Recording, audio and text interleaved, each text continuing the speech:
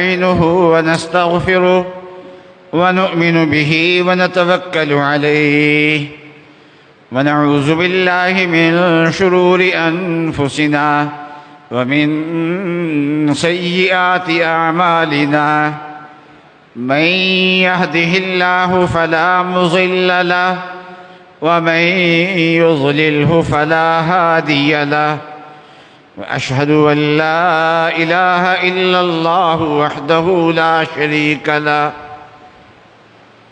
وأشهد أن سيدنا ومولانا محمدًا عبده ورسوله صلى الله تعالى على خير خلقه سيدنا ومولانا محمد وعلى آله وأصحابه أجمعين. اللهم صل على سيدنا ومولانا محمد وعلى آل سيدنا ومولانا محمد وبارك وسلم صلاة وسلاما كثيرا كثيرا. يا رب صل وسلم دائما أبدا على حبيبك خير الخلق كلهم. أما بعد فأعوذ بالله من الشيطان الرجيم. بسم الله الرحمن الرحيم. إنا نحن نزلنا الذكر وإنا له لحافظون. صدق الله العظيم وصدق رسوله النبي الكريم. بزرگان محترم اور برادران عزیز، آدم علیہ السلام سے لے کے نبی اقدس صلی اللہ علیہ وسلم تک بے شمار انبیاء علیہ السلام تشریف لائے ہیں، اور ان میں کچھ پیغمبر ایسے ہیں جن کو قرآن پاک نے اولو العزم فرمایا ہے۔ تمام انبیاء اور جتنے بھی رسول آئے ہیں وہ سارے نبی اور رسول تھے، لیکن نبی اقدس صلی اللہ علیہ وسلم صرف نبی نہیں ہیں، صرف رسول نہیں ہیں، بلکہ حضرت صلی اللہ علیہ وسلم خاتم الانبیاء ہیں اور خاتم الرسل ہیں، اور یہ نبی اقدس صلی اللہ علیہ وسلم کی خصوصی صفت ہے۔ اور حضرت صلی اللہ علیہ وسلم کے بعد اب قیامت تک کوئی نبی نہیں آئے گا، اس لیے حضرت صلی اللہ علیہ وسلم پہ دین مکمل کر دیا گیا۔ اور رسول اللہ صلی اللہ علیہ وسلم سے پہلے شریعتیں نازل ہوتی رہیں، لیکن کسی شریعت میں دین مکمل نہیں ہوا، حتیٰ کہ دین کے مکمل ہونے کا دعویٰ نہ تورات کرتی ہے نہ انجیل کرتی ہے۔ حالانکہ تورات اور انجیل میں بے انتہا تحریفات ہوئی ہیں، لیکن وہ تعریف کر کے کوئی یہ بھی جملہ شامل کر سکتے تھے کہ موسیٰ علیہ السلام پہ دین مکمل ہو گیا، عیسیٰ علیہ السلام پہ دین مکمل ہو گیا، لیکن تحریف ہونے کے باوجود بھی ان کی کتابوں میں یہ چیز نہیں ہے، یہ صرف سرکار دو عالم صلی اللہ علیہ وسلم کے دین میں ہے۔ اور حضرت صلی اللہ علیہ وسلم کا دین جیسے مکمل ہے، اسی طریقے سے اس دین کی حفاظت کی ذمہ داری اللہ تعالیٰ نے خود لی ہے۔ اس لیے کوئی آدمی اس بات کا قائل ہو کہ یہ دین اس اصل شکل میں موجود نہیں ہے تو وہ اللہ تبارک و تعالیٰ کی قدرت پہ اعتراض کرتا ہے، وہ اللہ تبارک و تعالیٰ کی قدرت کو نہیں مانتا۔ تو اللہ تبارک و تعالیٰ قادر ہے، اور اس دین کی حفاظت میں نے اور آپ نے نہیں کرنی، بلکہ اس دین کی حفاظت اللہ تبارک و تعالیٰ نے خود کرنی ہے اور قیامت تک اس دین نے باقی رہنا ہے۔ اس سے پہلے جتنے ادیان ہیں ان ادیان میں تحریفات ہو چکی ہیں۔ موسیٰ علیہ السلام کی کتاب میں بڑی تحریفیں ہوئی ہیں، اور اس کا خود موسیٰ علیہ السلام کے ماننے والوں کو بھی انکار نہیں ہے۔ عیسیٰ علیہ السلام کی لائے ہوئے دین میں بہت ساری تحریفات ہو چکی ہیں اور ہوتی رہتی ہیں اور ہوتی رہیں گی، اور اس کا ان کو بھی انکار نہیں، وہ بھی مانتے ہیں کہ ہمارے دین میں تحریفات ہوئی ہیں، لیکن سرکار دو عالم صلی اللہ علیہ وسلم کے دین میں لوگ تحریف کرنے کی کوشش کریں گے، تحریفیں کریں گے، لیکن اپنے مقصد میں وہ کامیاب نہیں ہوں گے اور یہ دین باقی رہے گا۔ حق اور باطل کی جنگ تو ہمیشہ رہی ہے، لیکن دین اسلام میں ایک اصول ہے، وہ یہ ہے کہ اللہ تبارک و تعالیٰ نے انسان کو اختیار دیا ہے، حق اور باطل کی سمجھ دی ہے، اور اللہ تعالیٰ نے حق کو واضح کیا ہے، اور کوئی آدمی حق کو پہچاننا چاہے تو وہ آسانی کے ساتھ حق کو پہچان سکتا ہے۔ اس لیے انسان کے اختیار میں ہے فَمَنْ شَاءَ فَلْيُؤْمِنْ وَمَنْ شَاءَ فَلْيَكْفُرْ، جو چاہے ایمان لائے اور جو چاہے کفر کرے۔ ایمان لائے گا تو نجات پائے گا، اور اگر کفر کو اختیار کرے گا تو دائمی عذاب میں مبتلا ہوگا۔ کسی کو زبردستی مسلمان نہیں کیا جائے گا، حتیٰ کہ اللہ تبارک و تعالیٰ نے یہ بھی فرما دیا کہ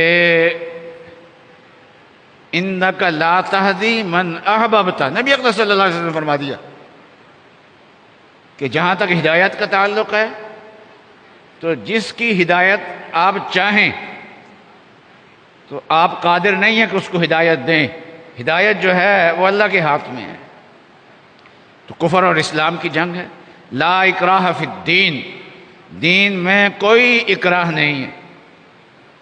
اس لیے مسلمان خلافت راشدہ کے دور میں فتوحات ہوئیں، اور ایک بڑا حصہ زمین کا خلافت راشدہ کے جھنڈے تلے آ گیا، اسلام کے جھنڈے تلے آ گیا، لیکن ان علاقوں کے لوگ مسلمان بھی ہوئے۔ اور آج خلافت راشدہ کے دور کی جو فتوحات ہیں، جو علاقے فتح ہوئے ہیں، تو ان علاقوں کی اکثریت مسلمان ہیں۔ یہ صحابہ اکرام کی کرامت تھی کہ اکثریت ان کی مسلمان ہوئی ہے، لیکن صحابہ نے زبردستی مسلمان نہیں کیا۔ وہاں کچھ لوگ کافر بھی رہے اور اب تک چلتے ہوئے آ رہے۔ مصر میں بھی غیر مسلم مل جائیں گے آپ کو، شام میں بھی غیر مسلم مل جائیں گے، عراق میں بھی غیر مسلم مل جائیں گے آپ کو، یہ تمام علاقوں میں۔ اور یہ جو ہمارا بر صغیر کا خطہ ہے، یہاں مسلمان بادشاہوں نے 1000 سال حکومت کی، اور علماء کرام نے اپنا کام کیا ہے، مشائخ نے اپنا کام کیا ہے، دین کی تعلیم اور تبلیغ کا سلسلہ جاری رہا ہے۔ لیکن اس کے باوجود کہ 1000 سال میں مسلمان اقلیت میں ہیں اور کافر اکثریت میں ہیں، وجہ کیا ہے؟ حکومت کی ہے لیکن زبردستی مسلمان نہیں کیا۔ جو ہندو ہیں ان کو ہندو رہنے دیا، جو سکھ ہیں ان کو سکھ رہنے دیا۔ اور صحابہ کے زمانے میں بھی ایسا ہی تھا کہ جو مسلمان ہو گئے وہ بھی ٹھیک ہے، اپنی مرضی سے مسلمان ہوئے ہیں، اور جو عیسائی ہیں وہ اپنی مرضی سے عیسائی رہے، جو یہودی ہیں وہ اپنی مرضی سے یہودی رہے۔ حتیٰ کہ مسلم معاشرے کے اندر بھی اگر رہتے تھے تو مسلمان صرف یہ نہیں کہ ان پہ کوئی دباؤ ڈالتے تھے، بلکہ ان کے ساتھ حسن سلوک کرتے تھے۔ حضرت عبداللہ ابن عمر کے بارے میں آتا ہے کہ جب ان کے گھر میں بکری ذبح ہوتی تھی، گوشت تقسیم ہوتا تھا، تو یہ خصوصیت سے پوچھتے تھے اپنے گھر والوں سے کہ ہمارا جو ہمسایہ یہودی ہے اس کے گھر بھی گوشت بھیجا ہے، یعنی اس چیز کا اہتمام تھا، یہودی سمجھ کے کہیں چھوڑ نہ دیں، حسن سلوک کیا۔ لیکن جن لوگوں نے نبوت کا دعویٰ کیا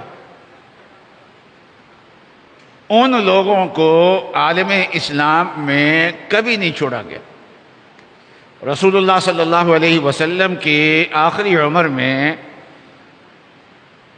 دو لوگوں نے نبوت کا دعویٰ کیا، ایک یمن میں تھا، اس کا نام تھا اسود عنسی، اور ایک یمامہ میں تھا۔ یہ یمامہ کا علاقہ ریاض جو سعودی عرب کا شہر ہے اس کے قریب ہے، اور اس وقت تقریباً وہ ریاض شہر کے اندر ہی آ جاتا ہے، اور وہاں پر شہداء یمامہ کی قبریں۔ تو اسود عنسی جو ہے اس کا خاتمہ کرنے کے لیے رسول اللہ صلی اللہ علیہ وسلم نے ایک سریہ بھیجا تھا، چند آدمی بھیجے تھے۔ چنانچہ انہوں نے حضرت صلی اللہ علیہ وسلم مرض الوفات میں تھے، بیمار تھے، گھر میں تھے، یہ لوگ وہاں پہنچے ہیں یمن میں، اور گوریلا کارروائی کی ہے، اور گوریلا کارروائی کر کے اس کو قتل کیا۔ باقاعدہ جنگ کرتے تو مشکل کام ہوتا، اور حضرت صلی اللہ اور جو جانے والا آدمی تھا اس کا نام فیروز تھا۔ تو رسول اللہ صلی اللہ علیہ وسلم کو وحی کے ذریعے سے اس کی اطلاع مل گئی، اور آپ نے مرض الوفات میں صحابہ کو بتا دیا تھا کہ فاز فیروز جو ہے وہ اپنی مہم کے اندر کامیاب ہو گیا، اور مدعی نبوت کو ٹھکانے لگا دیا، اور یہ فتنہ جو یمن میں اٹھا تھا وہ وہیں ختم ہو گیا۔ اس کے ماننے والے جو ہیں وہ پھر گئے، وہ باقی نہیں رہے، یہ فتنہ وہیں دب گیا۔ دوسرا فتنہ مسیلمہ کذاب کا تھا، تو مسیلمہ کذاب کی حضرت صلی اللہ علیہ وسلم سے بھی بات چیت ہوئی تھی جب ان کا خاندان مدینہ میں آ کے ایمان قبول کیا تھا، اس وقت کی بات ہے۔ اور حضرت صلی اللہ علیہ وسلم کی وفات کے بعد پھر اس کے خلاف پہلا جہاد جو حضرت ابوبکر صدیق نے کیا ہے وہ اس کے خلاف کیا، اور یہ جہاد جو تھا مسلمانوں کے لیے بڑا سخت جہاد تھا۔ اس ایک جہاد میں 1200 صحابہ شہید ہوئے، اور ان میں سے بیشتر جو تھے وہ قراء تھے، قاری قرآن تھے۔ لیکن یہ ہے کہ ایک مرتبہ جہاد شروع کیا تو اس فتنے کو مکمل طور پہ ختم کر دیا۔ سوال یہ ہے کہ اس روئے زمین پہ مسلمانوں نے عیسائیوں کو جینے کا حق دیا، اور مسلمان حکومتوں کے تحت مسلم معاشرے کے اندر رہ کے وہ جیے، اور عیسائیوں کو جینے کا حق دیا۔ مسلمانوں نے ہندوؤں کو جینے کا حق دیا، اور ایسی زبردستی نہیں کی، زبردستی کر کے ہندوؤں کو اقلیت میں لے آتے اور مسلمان اکثریت میں آ جاتے، ایسا بھی نہیں کیا۔ جینے کا بھی حق دیا اور اکثریت میں رہ کے جینے کا حق دیا، مسلمان حکومت کے تحت رہ کے جینے کا حق دیا ان کو، اور ان کو مکمل زندگی گزارنے کا حق دیا۔ سوال یہ ہے کہ جب کسی آدمی نے نبوت کا دعویٰ کیا تو رسول اللہ صلی اللہ علیہ وسلم کی حیات طیبہ کے دنیاوی حیات طیبہ کے آخر میں، اور پھر صحابہ حضرت ابوبکر صدیق کے زمانے سے لے کے اب تک مسلمانوں کا یہ طرز عمل رہا ہے کہ مدعی نبوت جو ہے اور اس کے جو ماننے والے ہیں ان کے فتنے کو مکمل طور پہ ختم کیا ہے، ان کو باقی نہیں رہنے دیا۔ مسیلمہ کذاب کا فتنہ بہت بڑا فتنہ تھا، اس کو ختم کرنے کے لیے بڑی جانوں کی قربانیاں لگی ہیں، لیکن یہ ہے کہ یہ فتنہ ختم ہو گیا، باقی نہیں رہا۔ اس کو فنا کر کے رکھ دیا۔ تو یہ فرق کی وجہ کیا ہے؟ اس لیے کہ جو نئی نبوت کا دعویٰ کرتا ہے وہ اصل میں اسلام کی تحریف کر رہا ہے، اسلام کا نام استعمال کرتا ہے، اسلام کی اصطلاحات استعمال کرتا ہے۔ مسیلمہ کذاب بھی یہی کرتا تھا۔ تو یہ دین میں یہ نئی نبوت جو ہے وہ دین میں تحریف کا ذریعہ ہے، اور اللہ تبارک و تعالی نے اس دین میں تحریف ہونے دینی نہیں ہے۔ یہ تحریف نہیں چل سکتی۔ اس لیے ہمیشہ سے مسلمانوں نے مدعیان نبوت کے خلاف کارروائی کر کے جب فتنہ اٹھا ہے اس فتنے کو مکمل طور پہ دفن کیا ہے۔ وہ مدعی نبوت کو بھی باقی نہیں رہنے دیا اور مدعی نبوت کے ماننے والوں کو بھی باقی نہیں رہنے دیا۔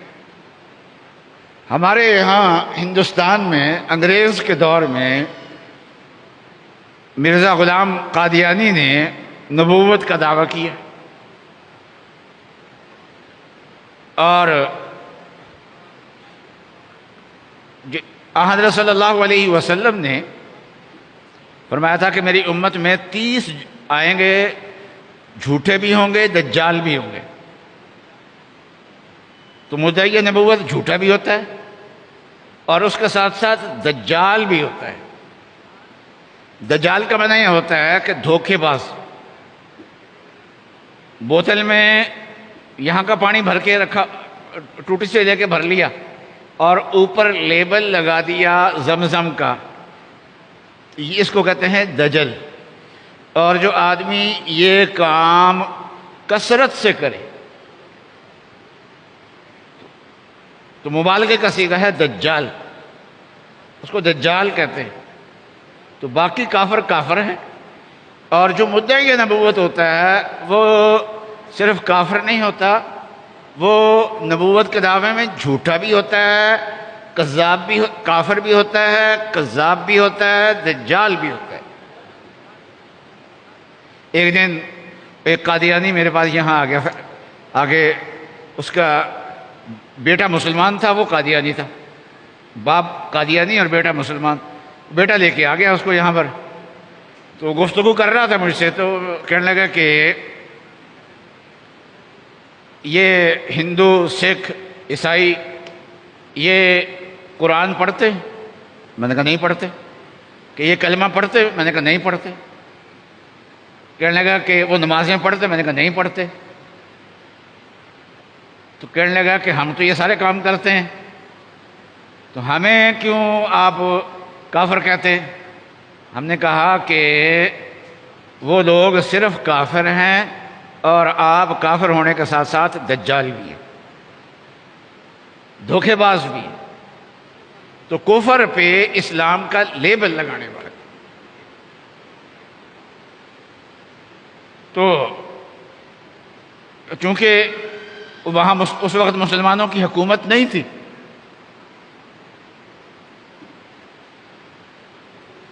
اس لیے جو مسلمانوں نے پہلے مدعیان نبوت کے ساتھ برتاؤ کیا ہے وہ برتاؤ مرزے اور اس کے ماننے والوں کے خلاف نہیں ہو سکا، اور یہ فتنہ انگریز کے دور میں پھیل گیا۔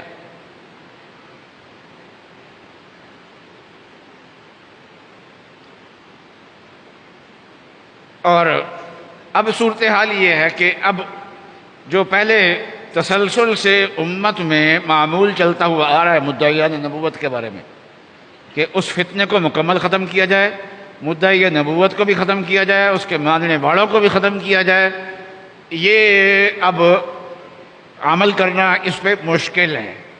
صورتحال یہ ہے، عالمی حالات ایسے ہیں کہ عالمی معاہدات میں جکڑے ہوئے ہیں، تو اس لیے اب وہ ممکن نہیں ہے جو مسلمان اصل ہے۔ تو کیا کیا جائے؟ تو اس وقت کے علماء نے یہ کہا کہ یہ اپنے آپ کو غیر مسلم مان لیں اور ہم غیر مسلموں والے جو حقوق ہیں وہ ان کو دے دیتے ہیں، اور اسلام کا نام استعمال نہ کریں، اسلام کی اصطلاحات استعمال نہ کریں، یہ چیزیں استعمال نہ کریں، تو پھر ہم جو ہیں یہ ان کو جو ہے جو حقوق ہوتے ہیں اقلیتوں کے، غیر مسلموں کو مسلمان مملکت میں رہ کے جو حقوق ملتے ہیں، یاد رکھیے غیر مسلموں کو جو 1400 سال میں جو مسلمانوں نے اپنے اندر رہنے والے غیر مسلموں کو حقوق دیے ہیں، اتنے اچھے حقوق آج تک کسی غیر مسلم سلطنت نے مسلمانوں کو نہیں دیے جو مسلمانوں نے غیر مسلموں کو دیے۔ تو ہم ان کو بھی حقوق دینے کے لیے تیار ہیں، لیکن یہ ماننے کے لیے تیار نہیں۔ پھر یہ پاکستان کے آئین میں ترمیم کر کے ان کو غیر مسلم قرار دیا گیا، یہ سن 74 میں، اور اس اسمبلی کی جو ترمیم ہے وہ زیادہ اہم ہے۔ اچھا، یہ ترمیم جو ہوئی ہے یہ اتفاق رائے سے ہوئی ہے۔ علماء کرام تو اس وقت اسمبلی میں 7 تھے، باقی تو غیر علماء کرام تھے، اور پورے انصاف کے ساتھ اور قادیانیوں کو اسمبلی کے اندر آ کے اپنی صفائی پیش کرنے کا موقع دیا گیا، اور کئی دن تک ان سے بات چیت ہوئی ہے، اور اس بات چیت کے نتیجے میں تمام ارکان اسمبلی کی سمجھ میں یہ بات آئی ہے تو انہوں نے ان کو غیر مسلم اقلیت قرار دیا۔ اب جو اسمبلیاں ہوتی ہیں نا، ان کے پاس آئین بنانے کا مینڈیٹ نہیں ہے، کوئی نیا آئین بنائے، ہاں آئین میں ترمیم کرنے کا اختیار ان کے پاس ہے، لیکن وہ جو اسمبلی تھی وہ 70 کے انتخابات کے نتیجے میں بنی تھی، اور وہ اسمبلی جو تھی وہ اس کا ایک مقصد یہ بھی تھا کہ یہ آ کے پاکستان کا آئین بنائے گی، چنانچہ 73 میں اس اسمبلی نے آئین پاس کیا ہے، تو وہ اسمبلی آئین ساز اسمبلی تھی، اس اسمبلی کی اہمیت زیادہ ہے، تو اس نے یہ پاس کیا۔ پھر جنرل ضیاء الحق صاحب کے دور میں ایک قانون پاس کیا گیا، یہ تو آئینی ترمیم تھی، پھر وہ قانون پاس کیا گیا کہ یہ اسلامی اصطلاحات استعمال نہیں کر سکتے۔ ایک صاحب مجھے کہنے لگے کہ کیا یہ ریاست کا کام ہے کہ کسی کے ایمان اور کفر کا فیصلہ کرنا؟ میں نے کہا یہاں مسئلہ ایمان اور کفر کا نہیں ہے، یہاں مسئلہ دھوکے دہی کا ہے۔ چنانچہ ہماری اسمبلی میں کبھی یہ پاس نہیں کیا کہ ہندو کسے کہتے ہیں اور ہندو مسلمان میں کیا فرق ہے۔ ہماری اسمبلی نے عیسائیوں کے بارے میں کوئی ایسی بحث نہیں کی، نہ کوئی آئینی ترمیم کی ہے، نہ سکھوں کے بارے میں کوئی ایسی آئینی ترمیم کی ہے۔ تو اصل بات یہ ہے کہ یہ لوگ دھوکہ دیتے ہیں، اور دھوکے سے بچانا یہ ریاست کی ذمہ داری ہوتی ہے۔ یہ کہ روح افزا شربت ہے نا، کوئی جعلی بنانے لگ جائے شربت، تو اس جعل سازی کو روکنا یہ قانون کی ذمہ داری ہے۔ جب ایک چھوٹے سے کاروبار میں جعل سازی سے روکنا حکومت کی ذمہ داری ہے، چاہے وہ مسلم ہو چاہے غیر مسلم ہو۔ یہ جو ہمارے قوانین ہیں، یورپ کہتا ہے ان کو ختم کرو، ہم کہتے ہیں نہیں، جس مقصد کے لیے بنائے گئے ہیں اس مقصد کو تم بھی مانتے ہو، جعل سازی سے روکنا، اس لیے تمہیں بھی اپنے ہاں یہ قانون بنانا چاہیے، اور قادیانیوں کو اس اسلامی اصطلاحات کے استعمال کرنے سے روکنا چاہیے۔ ہماری بہت بڑی آبادی ہے، اس کا حصہ ہے مسلمان جو ہیں، تو ان ممالک میں رہتے ہیں، تو ہمیں تو ان کے وہاں ہم اس کی ضرورت محسوس کرتے ہیں کہ جائے کہ پاکستان سے ان کو ختم کیا جائے. اور اب جو ہے